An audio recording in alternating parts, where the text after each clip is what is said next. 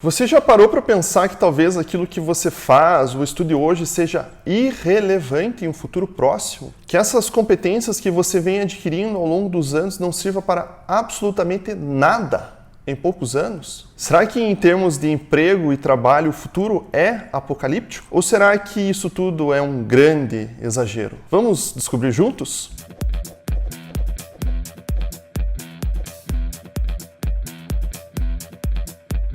Olá pessoal, eu sou Murilo Karazinski e sejam bem-vindos ao nosso canal Futurosofia. Hoje abordaremos a respeito da questão da inteligência artificial e do futuro do emprego, o 8º vídeo de uma série que é intitulada Filosofia e Inteligência Artificial. Mas antes, não se esqueça de se inscrever no nosso canal para não perder nossos próximos vídeos e também as nossas lives. Se a inteligência artificial continuar se aprimorando, automatizando cada vez mais, o que vai acontecer? Em um livro intitulado A Segunda Era das Máquinas, de Eric Brian Wolfson e Andrew McAfee, cujo título completo você encontra logo abaixo aqui nas referências do vídeo, os autores trazem a reflexão de que a primeira era das máquinas teria ocorrido na Revolução Industrial, pois foi a primeira vez que o nosso progresso foi impulsionado, principalmente pela inovação tecnológica. A Revolução Industrial, naturalmente, não foi apenas a história da força a vapor, mas foi ela que deu início a isso tudo. Mais do que qualquer outra coisa, ela permitiu aos seres humanos superar as limitações da força bruta, tanto humana quanto animal, e gerar quantidades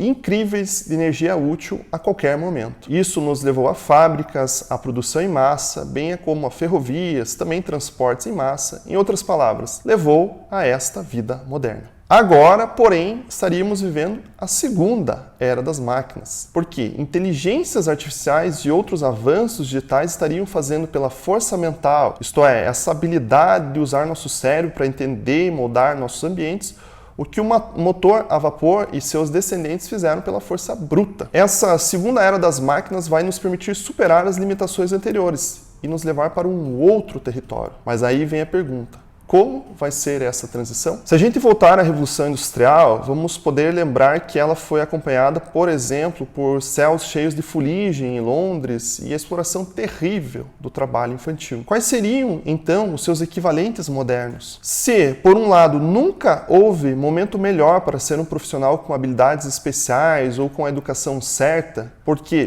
precisamente essas pessoas podem usar a tecnologia para criar e aprender valor, por outro lado, nunca houve um momento pior para ser um profissional com apenas habilidades comuns a oferecer. Até porque a inteligência artificial está adquirindo essas mesmas habilidades e talentos em uma velocidade extraordinária. Uma das coisas que já se sabe é que o crescimento da inteligência artificial poderá trazer quebras econômicas, a partir do fato de que, conforme os computadores ficarem mais potentes, as empresas terão menor demanda por determinados tipos de trabalhadores. O progresso tecnológico abandonará algumas pessoas, talvez muitas pessoas. Isso porque os pensadores em relação ao futuro dos empregos dizem que o livre mercado ajusta o salário de acordo com a oferta e a procura, e que o crescimento de uma cadeia de inteligências artificiais poderia fazer com que a competição com os algoritmos fosse praticamente insustentável para a maioria das pessoas. A premissa é de que o valor de mercado para o salário é calculado a partir do custo da hora. Logo, se uma inteligência artificial tivesse um valor menor, fazendo o mesmo trabalho do ser humano, ela teria preferência na contratação. Basicamente, é a mesma regra que faz com que atualmente empresas optem por se instalar em países periféricos, onde a mão de obra é mais barata, ou comprem máquinas em substituição à força física dos seres humanos. Durante a Revolução Industrial, nós começamos a trocar nossos músculos pelas máquinas e as pessoas passaram a procurar trabalhos em que elas ocupassem mais sua mente do que o seu corpo. Houve, inclusive, uma substituição dos trabalhos de colarinho azul pelos trabalhos de colarinho branco. Porém, está na mesma lógica as máquinas nos substituíssem nas tarefas cognitivas, que tipo de trabalhos sobrariam para nós? É importante perceber que neste exato momento há um embate entre otimistas e pessimistas do trabalho em relação a todas essas questões. Alguns otimistas dizem que depois dos trabalhos físicos e mentais, o próximo boom ocorrerá nos trabalhos criativos, mas os pessimistas argumentam que a criatividade seria somente mais outro processo mental,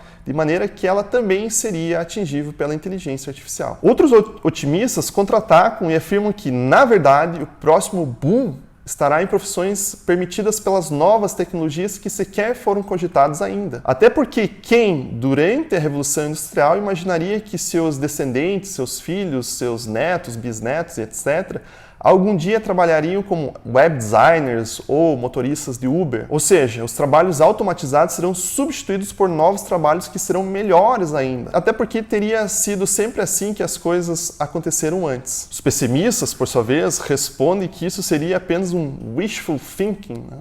Ou seja, uma espécie de pensamento desejoso, pensamento ilusório, com pouco embasamento em dados empíricos.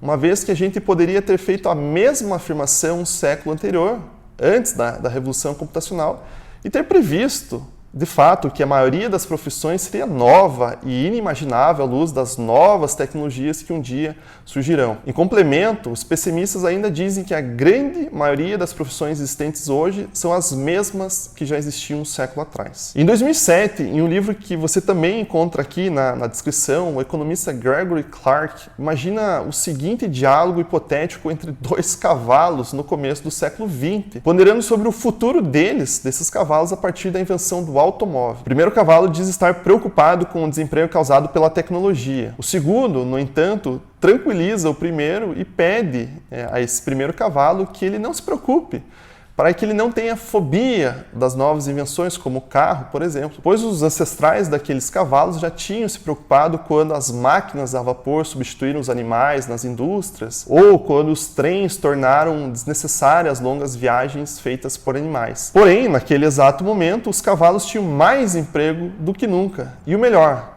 trabalhos mais leves, muito mais fáceis do que aqueles existentes na indústria ou nas viagens entre cidades. O primeiro cavalo, ainda incomodado, insiste. Mas e esses carros, diz ele?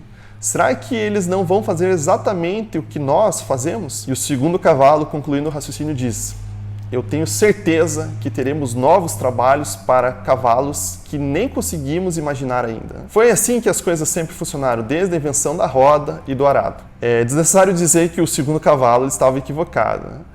Aqueles trabalhos ainda não imaginados para os cavalos não só não chegaram, como a utilização dos cavalos foi restrita a questões muito pontuais. De forma que ao final desse século XX, onde o diálogo é travado no seu início, o uso de cavalo como meio de transporte despencou drasticamente. Então, se mecanismos físicos fizeram os cavalos redundantes, a pergunta é: a inteligência artificial e seus mecanismos mentais não poderiam fazer o mesmo com os seres humanos? Para nos animarmos um pouco, uma das descobertas feitas por pesquisadores da inteligência artificial e da robótica é de que, ao contrário das suposições tradicionais de senso comum, o raciocínio de alto nível exige muito pouca computação, mas as habilidades sensório-motoras de baixo nível exigem enormes recursos computacionais. Essa situação ficou conhecida como paradoxo de Moravec, em alusão ao descobridor desse paradoxo, Hans Moravec. Para quem é comparativamente fácil fazer um computador exibir desempenho do nível de adulto em teste de inteligência ou jogando damas, mas é difícil ou praticamente impossível dar a eles uma habilidade de uma criança de 1 ano quando se trata de percepção e habilidade. Seria isso um prognóstico, então, de que determinados empregos não podem ser computadorizados e continuarão no domínio de trabalhadores humanos? Não tão cedo. Já há robôs como Baxter, da empresa Rethinking Robotics, que prometem deixar o paradoxo de Moravec para trás. Baxter teria algumas vantagens óbvias sobre o trabalhador humano. Ele pode trabalhar o dia todo, todos os dias, sem precisar de descanso, almoço ou intervalos para o café. Também não exigiria um registro em carteira de trabalho ou o pagamento de um plano de saúde. Desnecessário dizer também que ele pode fazer ou poderia fazer 2 coisas ao mesmo tempo e não relacionadas, porque os seus 2 braços são capazes de operar independentemente. No final de um conto de Natal de Charles Dickens, o personagem Scrooge faz o seguinte comentário: isto é o que deve ser ou o que pode ser.